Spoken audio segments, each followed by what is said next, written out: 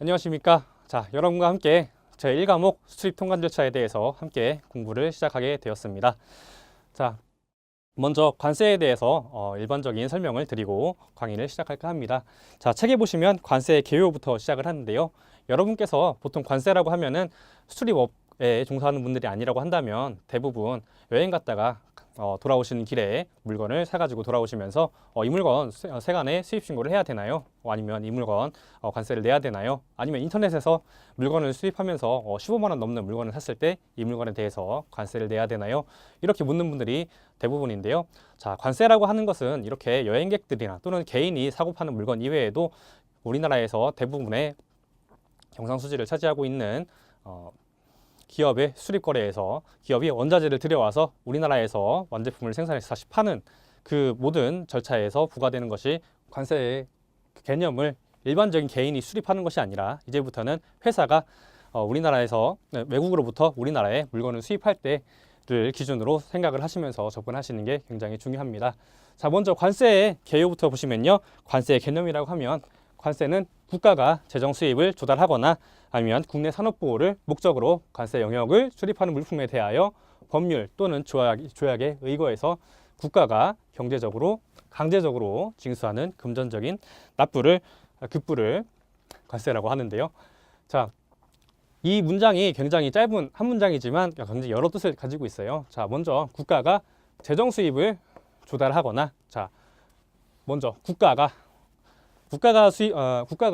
관세를 부과한다는 것은 개인이나 아니면 다른 기업이 부과하는 것이 아니고 또는 지방자치단체가 부과하는 것이 아니고 국세와 함께 국가가 재정 수입을 조달하기 위해서 부과하는 것이 관세이기도 하고, 자, 국내 산업 보호를 목적으로 한다라고 하는 것도 요즘에 항상 이슈가 되고 있는 일들이 많이 있기 때문에 국내 산업 보호를 목적으로 하는 것도 의미가 있겠죠. 그리고 관세 영역을 출입하는 물품이라고 하는 것에 대해서는 잠시 후에 설명을 드리기로 하고요.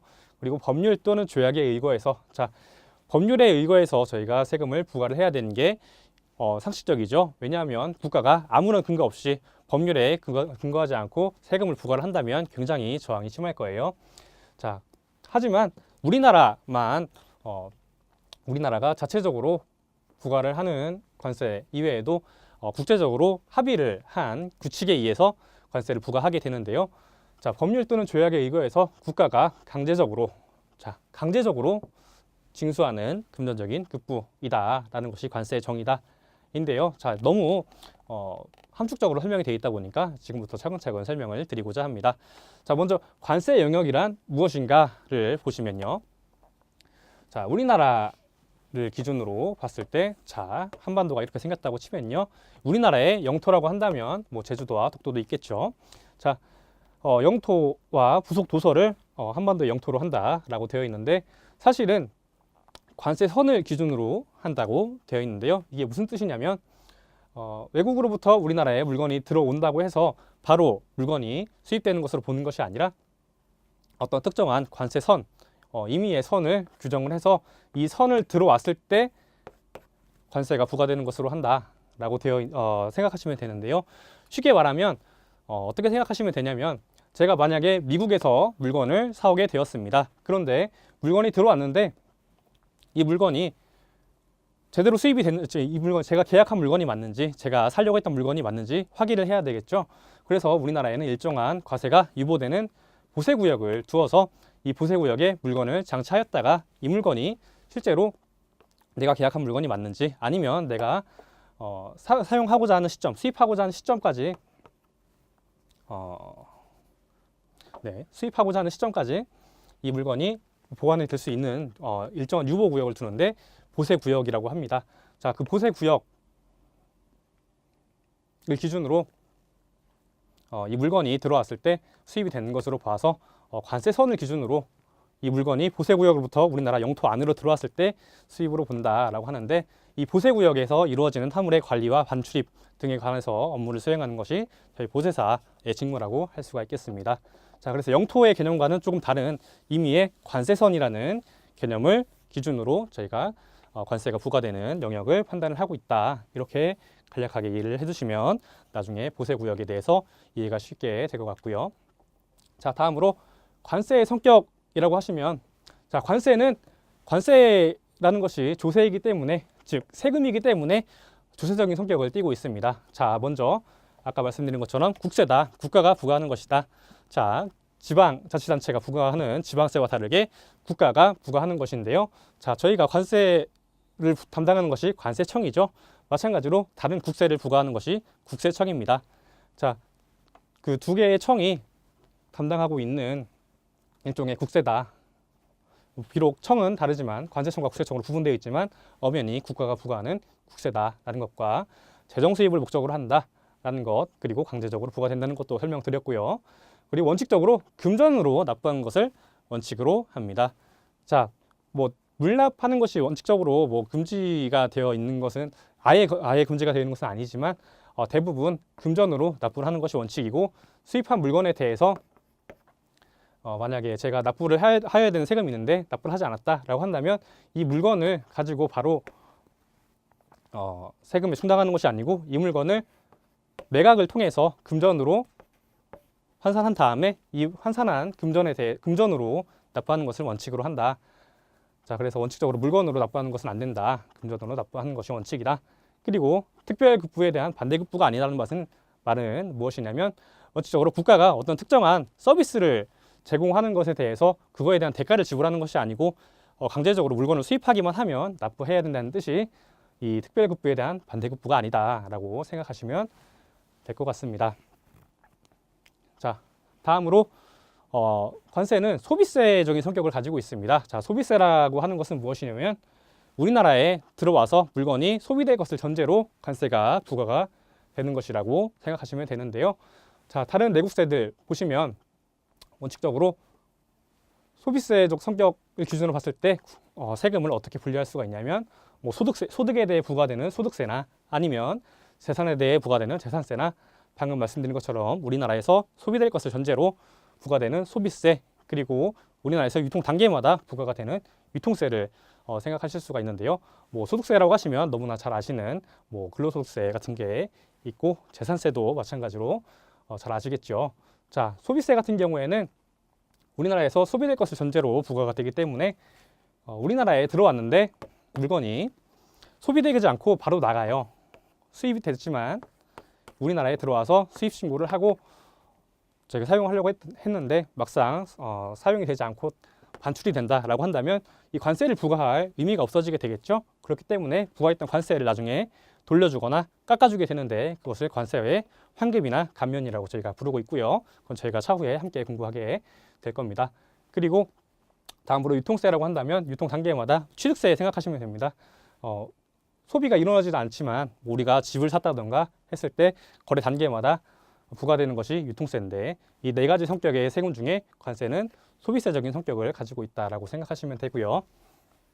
다음으로는 간접세적인 성격이 있다라고 보시면 되는데, 자, 보시면 물건을 수입한 사람이 직접 세금을 납부를 하긴 하지만 궁극적으로 우리나라에서 물건을 구입한 사람이 관세를 부담을 하게 되는데요. 그렇기 때문에 간접세적인 성격이 있다라고 저희가 말을 하고 있습니다. 쉽게 말하면 외국에서 과자를 사오는 수입상이 있는데 그 사람이 관세를 납부하게 된다면 들어올 때 도매상한테 물건을 납품을 하면서 이 사람한테는 대금을 받겠죠. 대금을 받으면서 이 물건을 넘길 때 자기가 납부했던 관세만큼을 추가로 얹어서 받게 될 거고요. 마찬가지로 도매상이 소매상에게 넘길 때도 자기가 납부했던, 최초의 수입업자가 납부했던 관세만큼을 얹어서, 그리고 자기의 이윤을 얹어서 주고 납품을 할 것이고, 마찬가지로 이 소매상이 소비자에게 팔 때도 결국에 수입상이 납부했던 관세를 소비자가 납부하게 된다는 뜻에서 간접세적인 성격이 있다라고 저희가 부르고 있고요. 다음으로는 대물세적인 성격인데요. 자, 어떤 특정한 사람에 대해서 부과되는 세금이 있습니다. 예를 들어서 어떤 사람이 제가 뭐 소득을 벌었다라고 한다면 저에 대해서 세금이 부과가 되겠지만, 반대로 수입되는 물건에 대해서 관세가 부과가 되고 있기 때문에 대물세적인 성격이 있다라고 규정을 하고 있고요. 그리고 수시세다. 자, 부가가치세 같은 경우에는 어떤 특정한 기간을 정해서 어떤 납부 기간 내에 발생했던 거래에 대해서 세금을 매기게 되는데, 반대로 저희는 물건이 들어올 때마다 수시로 거래가 발생할 때마다 관세가 부과되고 있기 때문에 어떤 소비세적인 성격이 있다라고 생각하시면 관세에 대한 이해가 어느 정도 기초가 닦였다라고 보면 될 것 같습니다. 자, 이를 정리하면은, 자, 현행 관세, 저희 관세법에서 부과되는 관세는 어떤 국경선보다는 관세 영역을 전제로 부과가 되고 있고요. 수입 물품에 대해서만 부과되는 것을 원칙으로 하고 있습니다. 자, 이거는 과세 물건 파트에서 저희가 함께 살펴볼 건데요. 상식적으로 물건을 수입하는 것과 수출하는 것과 자, 함께 이 국경선이라기보다 관세선을 통과하는 물건에 대해서 부과하는 것이 관세인데, 수출 물품에 대해서도 관세를 부과하는 것이 이론적으로는 가능하지만 대부분, 그리고 저희 우리나라에서만큼은 특히 수입 물품에 대해서만 관세가 부과되고 있고요.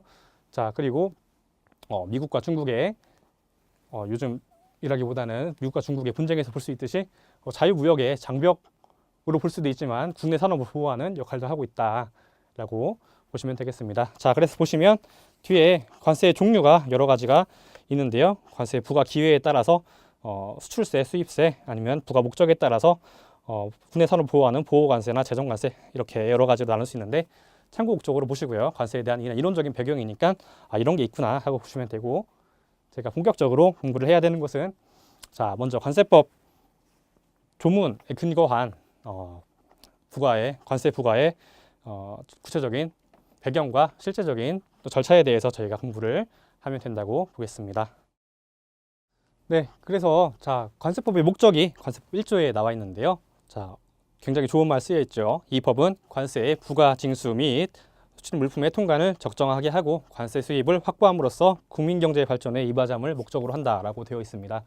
자, 이 말을 크게 풀었으면은 부과 징수와 통관을 적정하게 하여서 관세 수입을 확보하고 국민 경제 발전에 이바지한다는 것인데, 자, 관세법의 구조를 보시면 첫 번째 파트인 관세의 부과 징수에 관련된 부과와 징수에 관련된 내용들이 있고요. 그리고 실제적인 통관에 대한 절차가 나와 있습니다. 자, 이 통관에 대한 파트를 별도로 분리해서 신관세법으로 만들겠다, 그런 움직임도 있는데, 그건 아직 먼 얘기고요. 지금 저희가 공부해야 될 것은 크게 두 파트로 나눠서 첫 번째 파트인 부과징수, 그리고 통관 파트로 나누어서 저희가 공부를 하게 될 겁니다. 자, 이 챕터 1에서부터 쭉 뒤에 수입 통관 절차와 수출 통관 절차가 나오기 전까지가 이 부과징수에 해당하는 부분이고요. 그 이후에 실제적인 통관 부분이 이 두 번째 파트인 통관에 해당하는 부분입니다.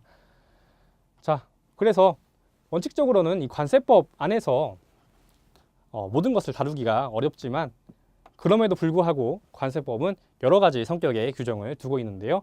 자, 관세법의 부과와 징수를 함께 규정하기 위한 조세법적인 성격이 있습니다. 자, 조세에 관련된 법률은 여러 가지 개별 세법도 있고 국세기본법 같은 법들도 있지만, 자, 관세법 자체로도 어떤 조세법에 관련된 조항들을 두고 있고요. 또 한편으로 통관에 관련된 절차들을 규정하고 있는 통관법적인 성격도 가지고 있고요. 또 한편으로는 심지어는 어떤 행위가 관세법에 의해서 처벌을 받아야 되는지 형사법적인 성격도 가지고 있고, 그 밖에 불복에 관련된 절차들도 행정절차법, 행정소송법이나 다른 법령에도 불구하고 특례법적인 성격을 가지고 있는 규정들이 있기 때문에 쟁송절차법적인 성격도 가지고 있고요. 그 밖에 국제법적인 성격도 가지고 있다라고 한다면, 제가 처음에 말씀드렸던 것처럼 어떤 우리나라가 임의적으로 어떤 절차를 규정한 것이 아니고 국제적인 협약에 의해서 저희가 관세법에 반영해서 마련된 규정들이 많이 있기 때문에 국제법적인 성격도 가지고 있다라고 해서 이렇게 여러 가지 성격을 가지고 있다라고 이해하시면 될 것 같고요. 자, 이제 본격적으로 용어의 정의입니다. 자, 용어의 정의는 굉장히 중요한 부분이고 꼼꼼하게 암기를 하셔야 다음에 나오는 부분들을 흔들림 없이 이해할 수 있기 때문에 꼭 알아두셔야 되는 부분인데요. 자, 먼저 수입의 정의부터 보겠습니다. 자, 보시면 수입이라 함은 외국 물품을 우리나라에 반입하는데 보세구역을 경유하는 것은 보세구역으로부터 반입하는 것을 말한다. 그리고 또는 우리나라에서 소비 사용하는 것을 말한다라고 하는데, 소비 사용도 우리나라 운송수단에서의 소비 사용을 포함하고, 그렇지만 다음에 어느 하나에 해당하는 소비 또는 사용은 제외한다라고 되어 있는데요. 자, 보시면 크게 외국 물품을 반입하거나 또는 소비 사용하는 것, 이 두 가지로 나누어서 수입의 개념을 생각하시면 될 것 같은데요. 자, 제가 처음에 말씀드렸던 것처럼 우리나라에서 외국으로부터 우리나라에 들여오는 직접적인 반입도 수입으로 보지만, 자, 관세선이라고 저희가 해서 별도의 관세 유보 지역을 준다고 했어요. 그 관세가 유보된 지역을 보세구역이라고 한다고 했는데, 이 보세구역을 경유하는 것은 보세구역으로부터 반입하는 것도 수입으로 본다라고 말씀드렸고요. 그리고 그 밖에 소비 사용하는 것, 제가 관세라고 하면 소비세적인 성격을 가지고 있다고 했죠. 우리나라에서 물건이 실제적으로 사용됐거나 소비가 되는 경우에는 이것을 수입으로 보아서 즉시 관세를 부과를 한다라고 되어 있는데, 네, 그렇게 관세가 소비 사용되는 것을 전제로 부과가 되는데, 수입으로 보지 않는 소비 사용이 있습니다. 자, 구체적으로는 저희가 통관 파트에 넘어가서 함께 볼 건데, 자, 선용품이나 기용품을 외국인 여행객이나 우리나라 여행객이 사용하거나, 자, 아래 보시면 박스에 보시면 첫 번째로 선용품 또는 기용품, 차량용품을 그 용도에 따라서 소비 사용하는 경우, 그리고 그 밖에 선용품 또는 기용품, 차량용품을 세관장이 정하는 보세구역에서 출국 심사를 마치거나 우리나라 입국하지 아니하고 우리나라 경유해서 삼국으로 출발하는 자에게 제공하는 경우라고 한다면, 쉽게 말하면 우리나라에 스탑오버 하는 여행객들에게 어떤 선용품을 제공해서 잠깐 뭐 음식을 준다거나 했을 때 한다면, 그 경우에는 수입으로 보지 않아서 관세를 부과하지 않고 이 여행객들에게 편의를 제공하는 것을 봐주겠다라는 뜻으로 보시면 되고요. 그 밖에 여행객이 휴대품을 운송수단 또는 관세 통로에서 소비하거나 사용하는 경우라고 한다면, 예를 들어서 저희가 외국에서 와인을 한 병 사가지고 들어오면서 비행기에서 마셔버렸어요. 그러면 그것까지는 우리나라에 직접 들어와서 소비 사용한 것이 아니기 때문에 여행객이 소비 사용한 것은 수입으로 보지 않는 소비 사용으로 보아서 관세를 매기지 아니한다라고 보시면 될 것 같고요. 그 밖에 제가 관이라고 써놨는데, 이 관세법에서 인정하는 바에 따라서 소비하거나 사용하는 경우라고 한다면, 이 교재 여러 파트에서 규정하고 있는 케이스들이 각자 있으니까요. 각각 파트에 대해서 공부를 할 때 함께 살펴보도록 하겠습니다. 자, 그래서 크게 개념을 잡으시면, 외국 물품을 우리나라에 반입하거나 또는 보세구역으로부터 반입하거나 외국 물품을 우리나라에서 소비 사용하는 것이 수입이다라는 것이 수입의 정의라고 보시면 되겠고요. 반대로 수출이라고 한다면 내국 물품을 반출하는 것. 자, 외국 물품과 내국 물품이라고 하는 것이 저희가 뭔지는 잠시 후에 살펴볼 건데요. 이 내국 물품을 외국으로 반출하는 것이 수출이다라고 보시면 됩니다. 자, 보시면 대무역법이 나와 있는데요. 아시는 분은 아시겠지만 우리나라의 무역선법이라고 한다면 대무역법, 관세법, 외국항거래법, 이 세 가지 법을 말하는데, 이 무역에 관한 일반적인 규칙을 정하는 것이 대무역법이고, 그 물건이 우리나라에 들어오고 나갈 때 통관에 대한 규칙을 정하는 게 관세법이라고 생각하시면 되는데요.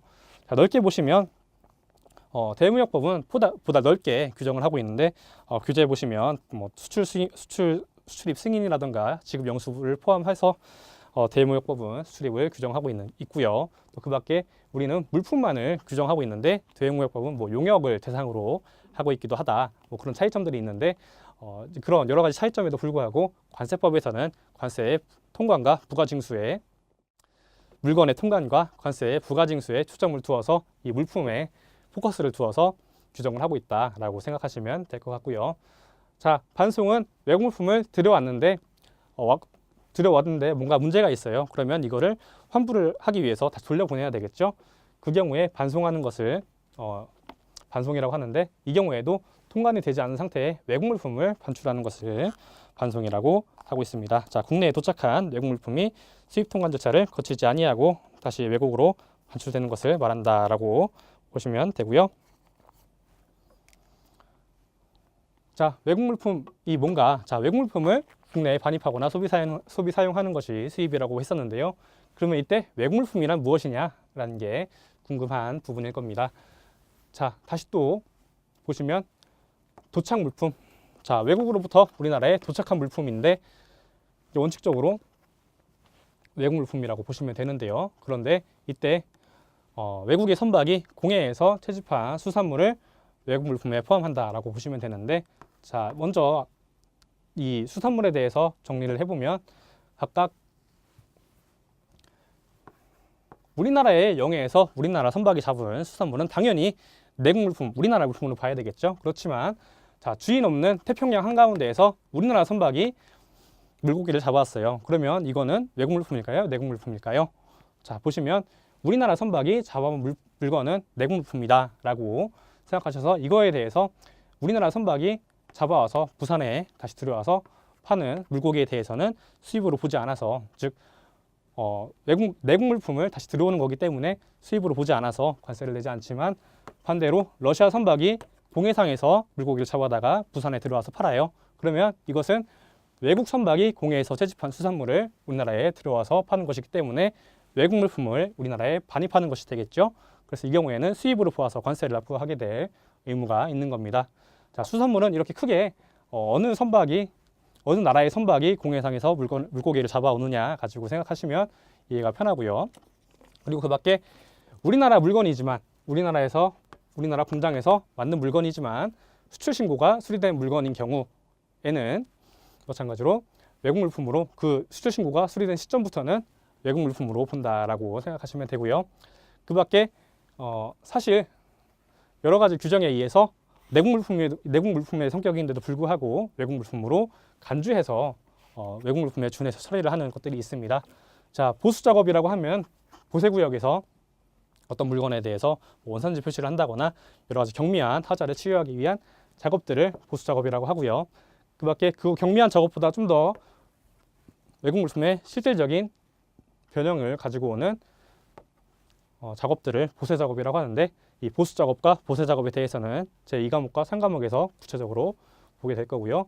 자, 우편물도 마찬가지로 보시면, 자, 우체국이 외국으로 발송한 우편물 같은 경우에는 수출입 신고가 별도로 규정이 되어 있는 것도 있고 아닌 것도 있지만, 원칙적으로는 수입 신고를 하지 않아도 이 물건에 대해서는 외국 물품으로 본다. 반대로 외국에 있는 우체국이 우리나라에 들여오는 편지 같은 것도 원칙적으로는 수입 신고를 해야 되겠지만 수입 신고를 하지 않아도 내국 물품으로 간주를 해주겠다, 이런 뜻으로 생각하시면 되고요. 자, 그게 똑같이 내국 물품에도 규정이 되어 있는 것을 제가 같이 함께 말씀드렸는데요. 자, 반대로 내국 물품은 이 외국 물품이 아닌 것을 내국 물품으로 본다라고 생각하시면 되고요.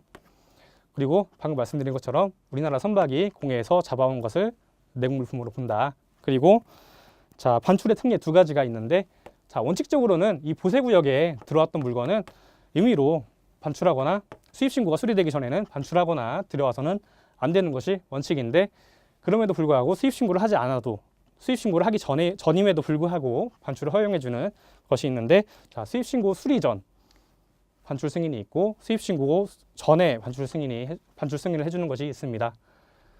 자, 수입 신고라고 한다면 제가 이 물건을 수입하겠다, 신고를 하고 난 다음에 관세청에서 알겠습니다, 수리를 해주고 나서 그 이후에 반출을 하게 되는데요. 자, 원칙적으로는 이 시점 이후에 반출이 가능함에도 불구하고 이 수입신고가 수리되기 전에 반출해주거나 수입신고가 되기 전에도 반출을 허용해주는 규정이 있는데, 1과목 후반부에서 함께 살펴보도록 할 거고요. 그리고 자, 여기 그 외국 물품으로 간주하는 것 3가지처럼 내국 물품으로 간주하는 규정들이 관세법에 6가지 규정이 흩어져 있는데요.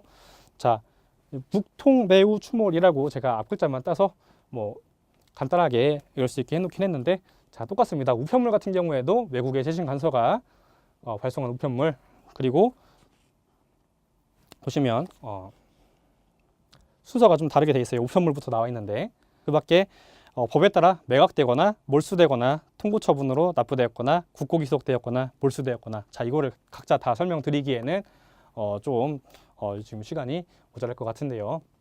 자, 이 물건들의 공통점을 보시면 수입 신고를 하지 않고 어떤 특정한 사유가 있어서 물건이 우리나라에 반입되는 거라고 생각하시면 됩니다. 물건을 우리나라에 국가가 압수를 했어요. 아니면 매각을 해버렸어요. 아니면 범칙을 저질렀는데, 자, 통고 처분이 뭐냐면, 보통 우리나라에 밀수입을 했다라고 한다면 어떤 물건을 밀수입을 했어요.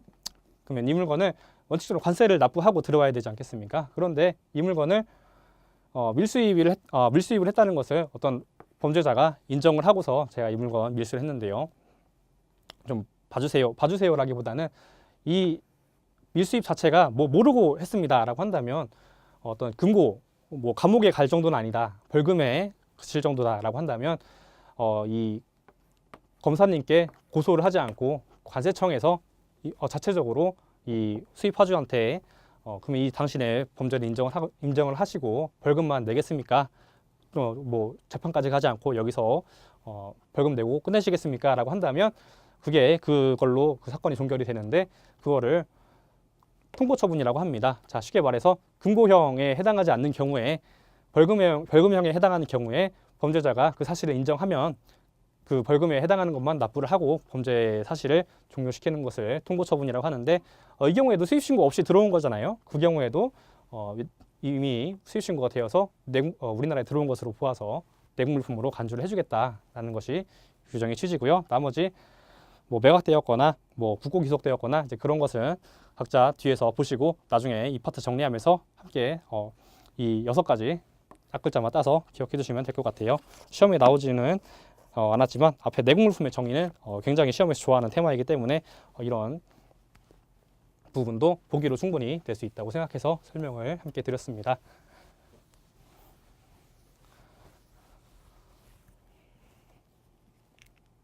자, 다음 선용품과 기용품, 차량용품 통관의 정의가 있는데요. 자, 선용품이라고 한다면 자, 해당 선박에서만 사용되는 음료, 식품, 연료, 소모품, 밧줄 등을 말하고요. 마찬가지로 기용품과 차량용품이라고 한다면 해당 항공기에서만 사용되는 용품들 그리고 차량에서만 사용되는 용품들을 이야기를 하고요. 자, 그리고 이 통관이라는 것이 중요한데요. 자, 통관이라고 하면 아까 말씀드렸던 수입과 수출 그리고 반송하는 것을 통관이라고 저희가 부르고 있습니다. 자, 그렇지만 환적은 이 통관의 범주에 들어가지 않는다라고 했는데 저희 관세법이 이 절차는 규정을 하고 있어요. 환적 마찬가지로 환적도 저희가 통관 절차에서 규정을 하고 있긴 하지만 관세법에서 저희가 통관이라고 부른다면 환적은 제외하고 반송을 포함시킨다라고 하는데 자, 여기서 보면 반송과 환적의 차이가 무엇이냐라고 궁금해하실 거예요. 자, 먼저 환적을 보시면 동일한 세관에 관할 구역에서 짐을 옮겨 싣는 것을 말한다라고 되어 있는데 자, 입국 또는 입항하는 운송수단에서 출국 또는 출항하는 운송수단으로 물품을 옮겨 싣는 것을 말한다. 인데 복합 환적은 환적이긴 하지만 동일 세관에 관할 구역이 아니고 다른 세관에 관할 구역으로 운송해서 옮겨 싣는 것을 말한다라고 되어 있는데 자, 여기서 반송이라고 한다면 우리나라에 들어왔는데 물건에 문제가 있어서 다시 돌려보내는 것을 반송이라고 했어요.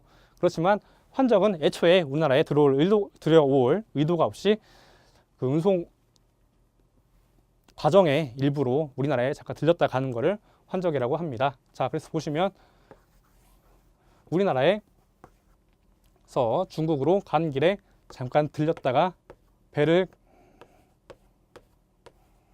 옮겨서 바로 가는 이 어떤 운송 계약에 포함되어 있는 하나의 과정에 불과하다라고 한다면 환적이고 그런데도 불구하고 애초에 우리나라에 들어오려고 물건을 내려놨는데 물건이 이상합니다. 다시 나가는 경우에는 이것을 반송으로 본다라고 되어 있습니다. 이렇게 반송으로 본다라고 생각하시면 될 것 같아요. 자, 그래서 반송까지는 저희가 통관으로 보지만 환적은 애초에 우리나라에 들어올 의도가 없었기 때문에 통관의 범주에 포함시키지 않는다라고 생각하시면 되고요. 자, 외국무역선과 내향선의 구분을 보시면 외국무역선이라고 한다면 무역을 위해서 우리나라와 외국 간을 운항하는 선박을 또는 항공기를 말한다라고 생각하시면 되고요.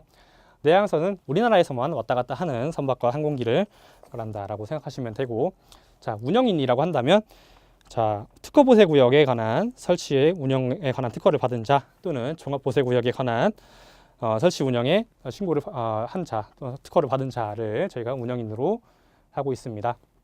자, 운영인이라는 것은 저희가 이 과목에서 마르고 덜트로 나오는 부분이라서 이 부분에서는 설명을 생략을 하고요.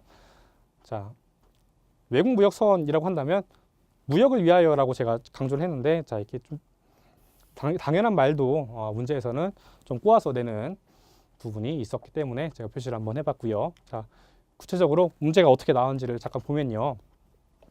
외국무역선은 무역 그리고 외교 등의 목적으로 우리나라와 외국과는 운항하는 선박을 말한다라고 되어 있는데, 자, 외교를 목적으로 하는 것은 아니고요. 무역만을 목적으로 하는 것을 저희가 외국무역선이라고 부르고 있는데, 자, 이렇게 되게 치사한 부분까지 문제로 저희가 내고 있어요. 부세사 시험이. 그래서 이렇게 문제에서 어떤 부분을 좋아하는지를 저희가 제가 강조를 드리면서 함께 공부를 하려고 하는데요. 네, 그리고 다음 문제 보시면, 자, 관습법상 용어의 정의에 대한 설명으로 맞는 것은 이라는 문제가 또 나온 적이 있었는데요. 자, 이 문제 보시면 수출신고가 수리된 물품은 내국 물품이다 라고 되어 있는데, 아니죠. 수출신고가 수리된 물품이 외국 물품이라고 원칙적으로 본다라고 설명을 드렸었고요. 자, 우리나라 선박이 공해에서 채집하거나 포획한 수산물은 외국 물품이다 라고 했는데, 맞나요? 아니죠. 자, 우리나라 선박이 공해에서 채집한 것은 내국 물품이고, 외국 선박이 공해에서 채집한 것이 외국 물품이라고 살펴봤고요. 자, 반송이라고 하면은, 자, 외국 물품이 우리나라에 들어와서 수입통관 절차를 거치지 아니하고 다시 나가는 것이 반송이라고 했는데, 내국 물품을 외국으로 반출하는 것은 수출의 원칙적인 정의였죠. 자, 그래서 이렇게 암기가 철저하게 되어 있지 않으면, 이해가 되어 있지 않으면 용어에 대한 정의 문제마저도 쉽게 풀 수가 없어요. 자, 이런 부분들은 철저하게 암기가 되어 있어야 되고요. 자, 수입 신고 전 즉시 반출 신고를 하고 반출된 물품은 내국 물품이 맞죠. 자, 원칙적으로는 수입 신고를 하고 난 다음에, 수입 신고가 수리되고 난 다음에 반출된 물품이 내국 물품이어야 되는데, 반출의 특례에 해당되는 물품들은 그 전에 반출되었음에도 불구하고 내국 물품으로 지위를 부여를 해줬습니다. 자, 마지막 보기 보시면 복합 환적이란 동일한 세관 관할 구역에서 입국 또는 입항하는 운송수단에서 출국 또는 수량하는 운송수단으로 물품을 옮겨 싣는 것을 말한다라고 되어 있는데, 자, 환적과 복합 환적을 구분을 해야 되는데요. 자, 환적이라고 한다면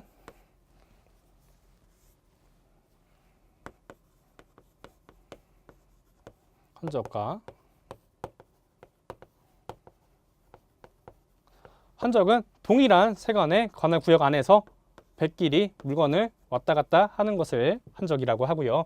복합 환적이라고 한다면 서로 다른 세관 구역에서 서로 다른 세관의 관할 구역에서 출항하는 항공기와 입항하는 항공기 간에 물건을 왔다 갔다 하는 것을 복합 환적이라고 합니다. 자, 그래서 복합 환적이 아니고 환적이란 동일한 세관 관할 구역에서 이렇게 물건을 옮겨 싣는 것을 환적이라고 하니까 복합 환적이라고 하면 틀린 보기가 되는 거죠.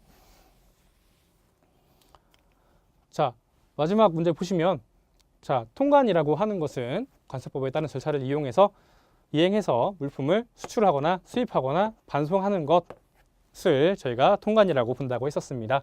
자, 환적은 저희가 통관의 범위에 포함되지 않는다라고 했어요. 자, 제가 기출문제에서 보시면 이렇게 단어 하나 넣어서 의미를 다르게 하는 것으로 틀린 보기를 구성을 하기 때문에 이 용어의 정의에 있어서만큼은 제가 강조드린 포인트를 꼭 기억을 하고 넘어가셔야 문제가 자주 빈출되는 부분에서 함정에 낚이지 않고 문제를 맞출 수 있기 때문에 제가 말씀드린 부분들 위주로 기억을 해주시면 될 것 같고요. 다음 시간부터는 관세법의 적용 원칙부터 함께 살펴보도록 하겠습니다. 감사합니다.